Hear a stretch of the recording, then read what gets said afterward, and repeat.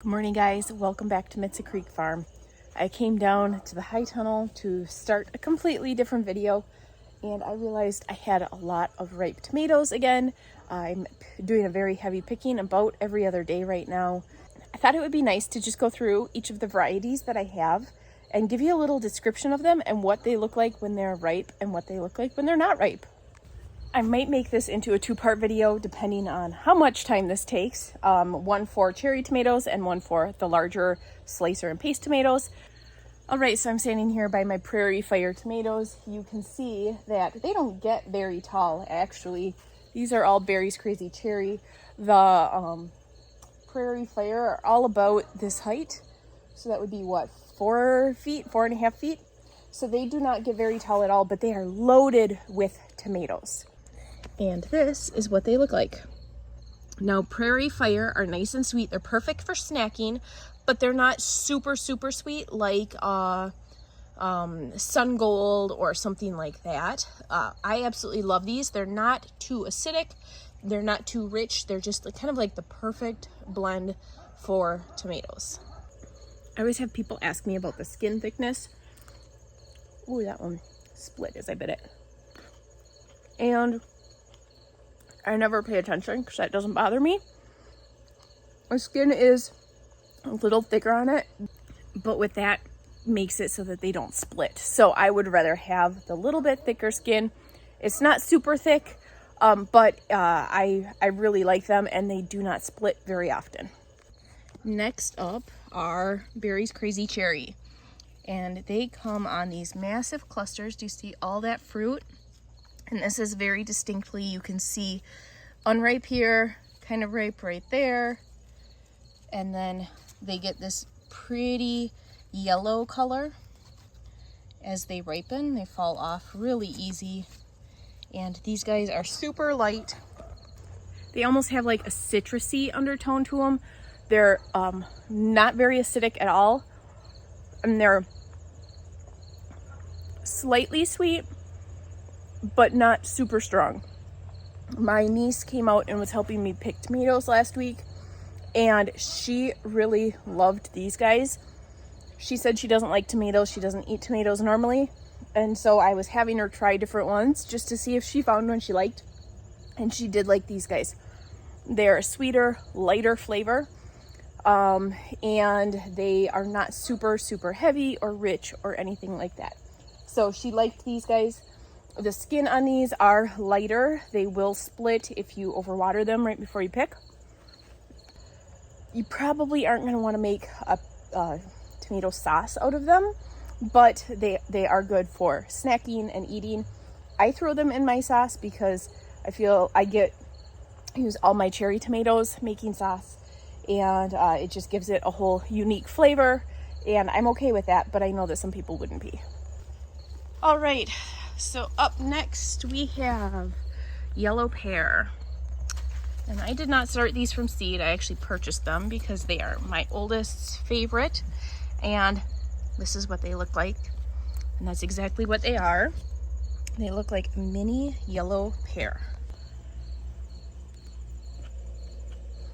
Yellow pears are meatier. And I feel like they don't have a lot of flavor. My oldest does not like strong acidic foods.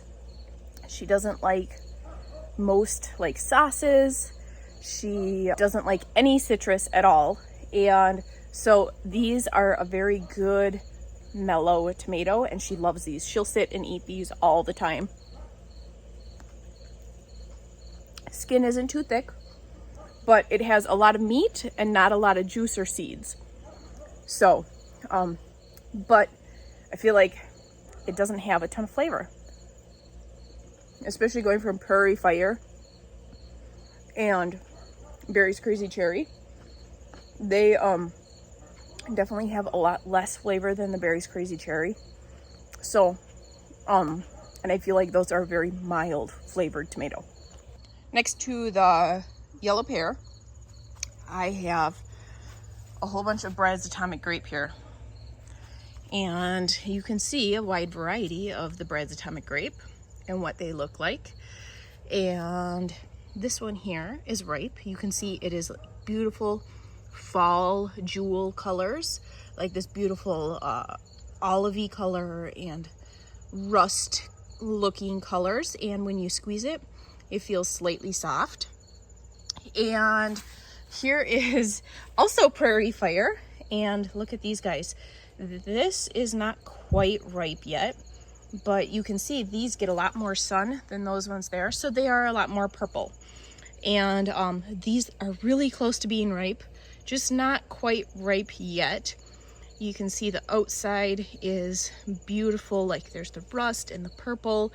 It doesn't quite feel as soft, and but if you turn it kind of on in the back, you'll see that the green is still not that deep, beautiful green color that we're looking for. Up here, you can see, here's like the spring colors, the super pale, light colors. So here they are side by side. This is ripe. It's slightly soft. This is like hard. And you can see the difference in the shades there. And this is like a spring tone. This is the beautiful fall olive. There's some oranges in there.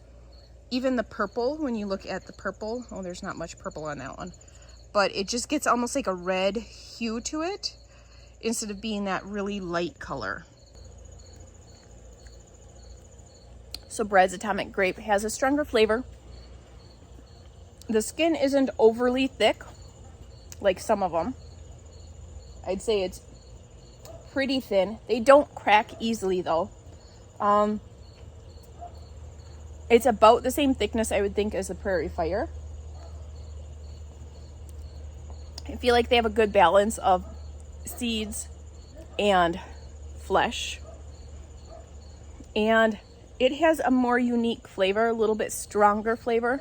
It's more on the rich side than the sweet side. It does have sweetness to it. But it is more on the rich side compared to a lot of the other cherry tomatoes that we have. And then we have the Sunrise BumbleBee. I really like these tomatoes. They're beautiful, but they do crack really easily. So I really do not like them for that. So I try to pick them, at least this year, I'm trying to pick them a little bit earlier so that they don't crack after I pick them, because they are notorious for seeing a beautiful, perfectly ripe tomato. You pick it, you put it in your basket, and by the time you get up to the house, it is cracked. So you can see here, these are unripe Sunrise BumbleBee, and they have these beautiful stripes on them. The light green here will actually change to a yellow, and then the stripes will turn to like a reddish color. So here is one that is pretty close to ripe. I'm gonna pick it because, oh no, I can't, it's not coming off. So this is the stage where I've been picking them so that they don't crack, and you can just see faint red lines on it. Down here, look at how beautiful this is. That is fully ripe, and it is almost an orange color, and it has very distinct, oh yeah, I forgot about that. These guys do not come off easy on the vine. You need almost like if you're gonna pick a lot quickly, you need a pruner. But it is so beautiful. So it is like this yellowy orange and red striped one, and the flavor is pretty good. The skin on it is quite a bit thicker though, which is funny because it cracks so easily. I don't understand that. They are juicier, but it does have a pretty sweet flavor, not like a Sungold. And they are juicy, but it almost has a citrusy undertone, but it's a strong flavor. It's not a light flavor like a Berry's Crazy Cherry. So I love adding these to my baskets because they do add a lot of flavor and a lot of color. You just have to pick them before they fully ripen, otherwise they'll crack. Same for this next one I'm going to show you. So this is a Napa Chardonnay. And these guys, this one here is probably overripe. Oh yep, look at, see that crack forming? I just picked it, it wasn't cracked at all. And so you want to pick these also before they fully ripen. So that's ripe right there. And then you can see I have some down there, some there. And they are this beautiful pale yellow, slightly green color. And these guys, like a lot of them that I have, are from Wild Boar Farms out in Napa Valley, California. And they are a very light, similar to a Berry's Crazy Cherry in flavor. They crack though. I actually wasn't gonna grow these this year because of that, but I had the seeds, and so I thought, well, why not? They are definitely a more sharp, light flavor. I'm trying to describe it here. They're not as sweet as the Berry's Crazy Cherry, but it is more of a light. I think it has a little bit more acidity to it though. The skin is pretty thin on them. Which is obviously why they crack.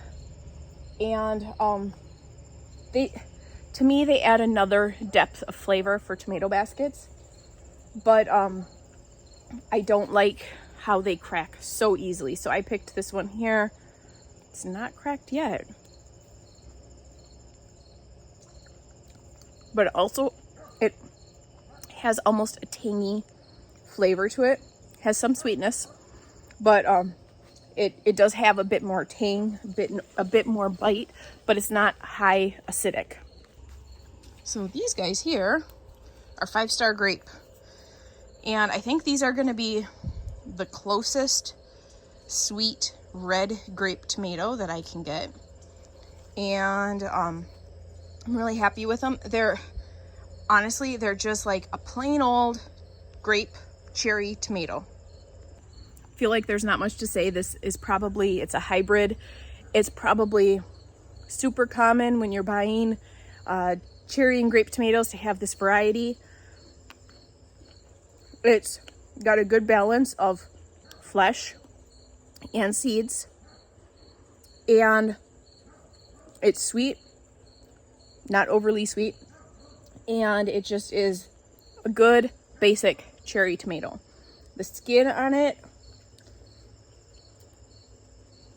it isn't too thick. I've had no issues with cracking with these guys. So then up next is everybody's favorite, the Sungold. These guys are orange and they are super, super sweet. And you can see they grow on pretty big clusters. You can see all the clusters there. And it's pretty obvious when they're ripe. I've been able to start picking them kind of at this stage so that they can sit for a day or two. I haven't had much of an issue with cracking other than after I water and pick. Like if I have the water going while I'm in here and I'm picking and I get to the Sungold last, then they will start to crack.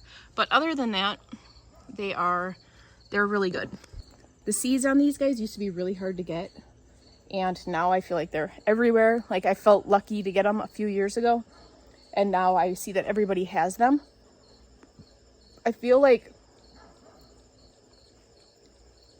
they're not quite as sweet as they have been in the past though.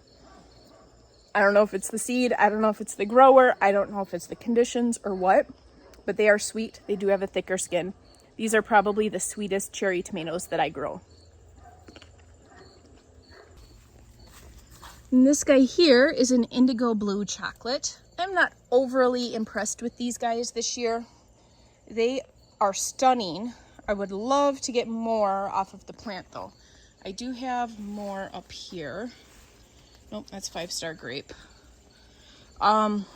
They just are not big producers and they vary in size by quite a bit. I'm wondering if they prefer a little bit cooler environment than out here. I'm not quite sure. But this is absolutely beautiful. Look at that.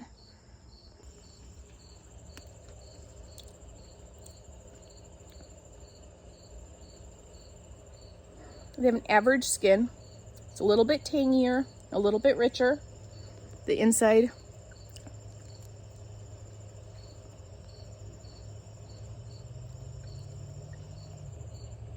Inside is pretty meaty, but it's not firm.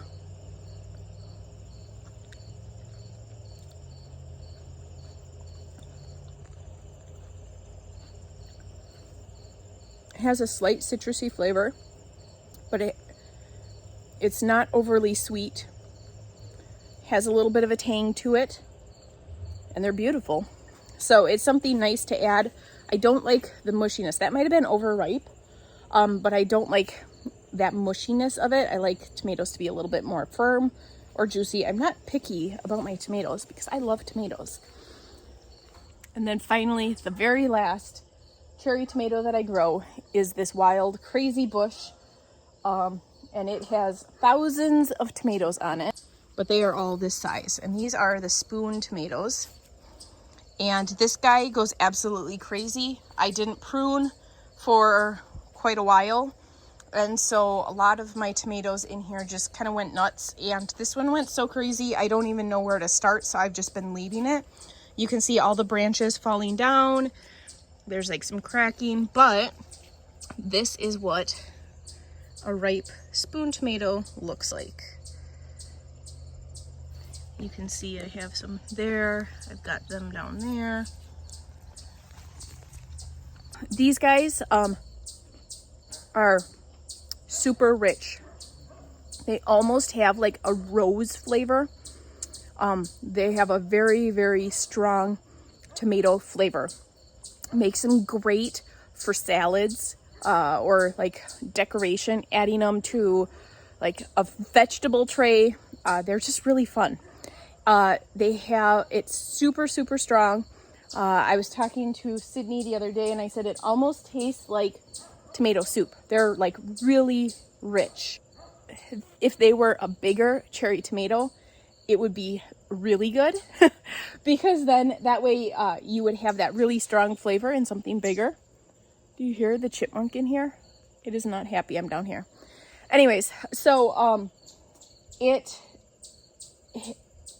packs a powerful punch in that little tomato. So if you want something just for your salads or something like that, this would be a good option because it has a lot of flavor. They're tiny, they're easy to pick, they're everywhere.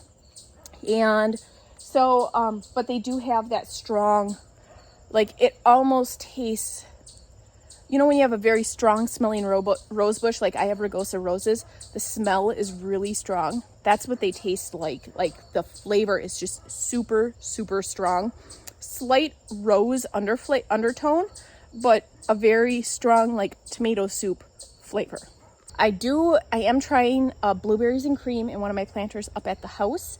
And I'm really liking that one. I've only had a few off of it because one of the animals keeps eating it. So I think I'm going to add the blueberries and cream to my lineup for next year. It's probably going to replace the Indigo blue chocolate realistically, but we shall see. So let's run up to the house and check that out really quick. I don't think I have any ripe ones on it, so I'll go off of memory, but the plant is doing phenomenal. And so I couldn't be happier with the quality of the plant and the amount of tomatoes it has. If we could just keep whatever is eating it from eating it so that I can actually have them, that would be great. All right, so this is the blueberries and cream, and I need to trellis this, but the plant is obviously doing amazing. And this is what the tomatoes look like. The top is that purple color, and then the bottom ends up being a pale color, almost like the Napa Chardonnay or the Berry's Crazy Cherry. And let's see if there's a ripe one here. I don't see any. I think my chickens were getting into this. Now see, I need to pick this up. Between the chickens and the dogs, this plant is getting a lot of abuse, but it is still doing great. The tomatoes on it were super delicious. They were like the perfect balance of sweet with a little bit of tangy and with not super high acidity level. The few that I've had were amazing. So I'm really, really liking this, and I'm going to add this variety next year to my lineup. That is it for today's video. Stay tuned for part 2, which is my big tomatoes, my slicers, my pastes, and I will link that in the description below and put a card here so you can just click to go to the next one once I get that posted. That's it for today's video. Thanks for tuning in. I'll see you guys next time.